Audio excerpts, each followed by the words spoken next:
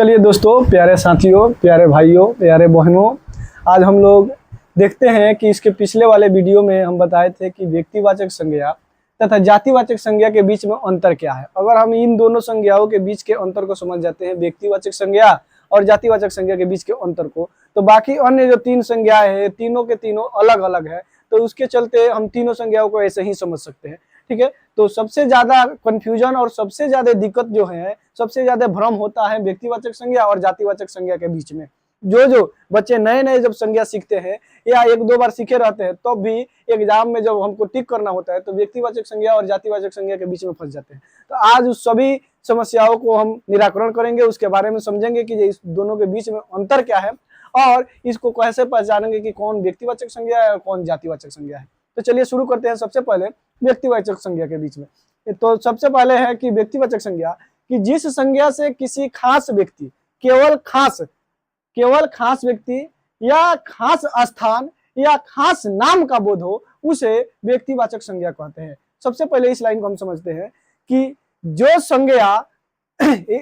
संज्ञा किसी खास व्यक्ति के लिए या किसी खास स्थान के लिए या किसी खास नाम के लिए बोध करती हो, उसको हम व्यक्तिवाचक संज्ञा कहते हैं। जैसे किसी शादी बारात में होता है, कोई खास मेहमान आते हैं तो उनके लिए हम लोग अलग से व्यवस्था करते हैं और बाकी अन्य मेहमानों को एक ही साथ में ले लिया जाता है। लेकिन कुछ खास मेहमान होते हैं, उनको एक अलग कुर्सी, अलग सोफा सेट, अलग खाना, अलग प्रकार से परोसा जाता है। तो उसी प्रकार के व्यक्ति को कहा जाता है खास व्यक्ति। अर्थात अगर मान लीजिए कि आपकी शादी है और आपके शादी में अगर कहीं से डीएम साहब या प्रधानमंत्री चले आए, तो उनके लिए आप अलग से व्यवस्था करेंगे, खाने के लिए अलग से व्यवस्था करेंगे, तो वो आपके लिए कोई खास व्यक्ति हो गए।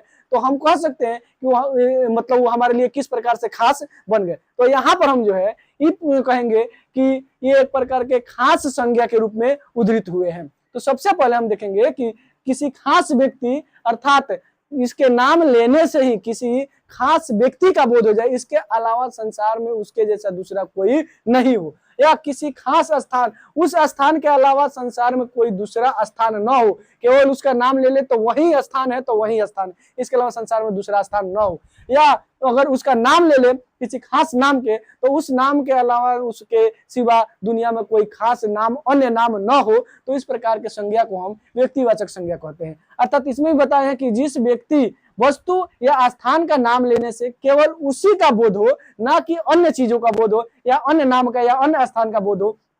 ठीक है, तो उसके अलावा संसार में किसी अन्य व्यक्ति, वस्तु या स्थान का बोध न हो, तो उसको हम कहेंगे व्यक्तिवाचक संज्ञा। जैसे गांधी जी केवल संसार में एक ही थे, एक ही है और एक ही रहेंगे। अब है नहीं, लेकिन उनका नाम अभी चलता है और आगे तकले वो केवल और केवल एक गांधी जी ही रहेंगे, गांधी नाम वाला। बाकी अन्य व्यक्ति अपना नाम रखेगा, लेकिन उनके जैसा मतलब पुरुषत्व और उनके जैसा गुण या उनके जैसा पहचान कोई अन्य व्यक्ति नहीं पा सकता है। तो गांधी जी केवल एक ही थे और एक ही रहेंगे।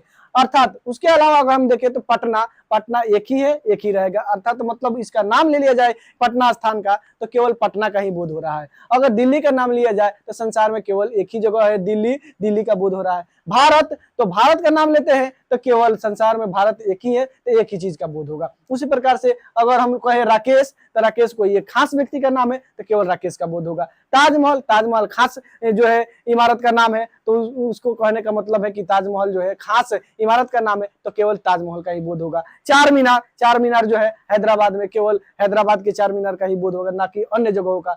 नरेंद्र मोदी स्टेडियम जो है वो अहमदाबाद में, तो केवल अहमदाबाद वाला नरेंद्र मोदी स्टेडियम का ही बात होगा। और वही हमारे मानस पटल पर ये चित्र उभर करके आएगा, तो कहने का मतलब ये संसार में केवल एक ही है। तो इस प्रकार के जितने भी नाम आएंगे उसको हम कहेंगे व्यक्तिवाचक संज्ञा।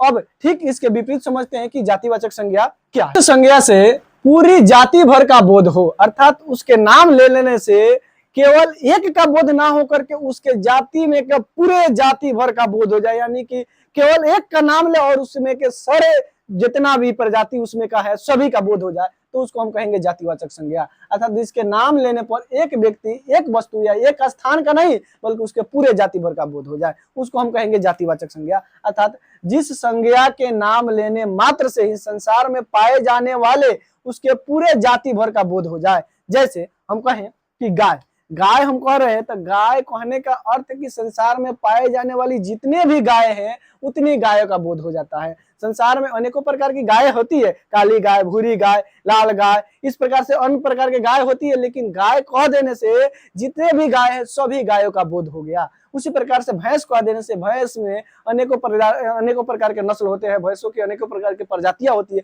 लेकिन भैंस कह देने से जितनी भी प्रजातियां, जितने भी प्रकार के नस्ल है, सभी प्रकार के नस्ल प्रजाति का बोध हो गया। मतलब भैंस कह दिए तो पूरे भैंस जाति का बोध हो गया। अगर हम बैल कहें तो बैल में भी कई प्रकार के बैल होते हैं, लेकिन सभी बैल का ही बोध हो गया। ये कराता है बोध जातिवाचक संज्ञा। अगर कहे देश तो देश दुनिया में अनेकों प्रकार के हैं, लेकिन उनका नाम भी अलग अलग है, लेकिन देश कहे तो दुनिया में जितने भी देश है सभी देशों का बोध हो गया। अगर किसी एक देश का अगर नाम ले तो नाम लेने के बाद वो चला जाएगा व्यक्तिवाचक संज्ञा में।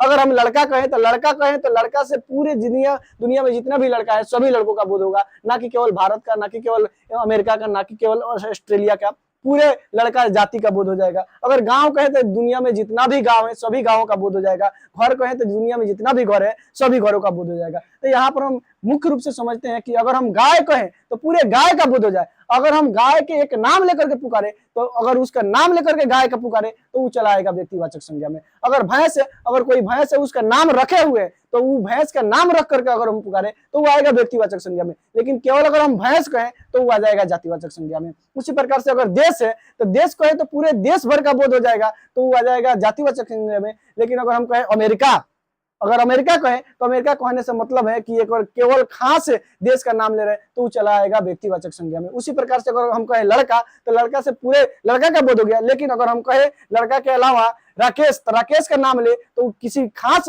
लड़का का नाम हो गया तो वो चला आएगा व्यक्तिवाचक संज्ञा। तो ठीक है दोस्तों, अगर इसके अलावा और भी ज्यादा समझाना चाहें तो वीडियो लंबा हो जाएगा। आशा है कि इतना ही में आप लोगों को समझ में आ गया होगा। फिर अगले वाले वीडियो के लिए थोड़ा इंतजार कीजिए, अगले वाले वीडियो में भी हम लोग आगे कोशिश कर रहे हैं।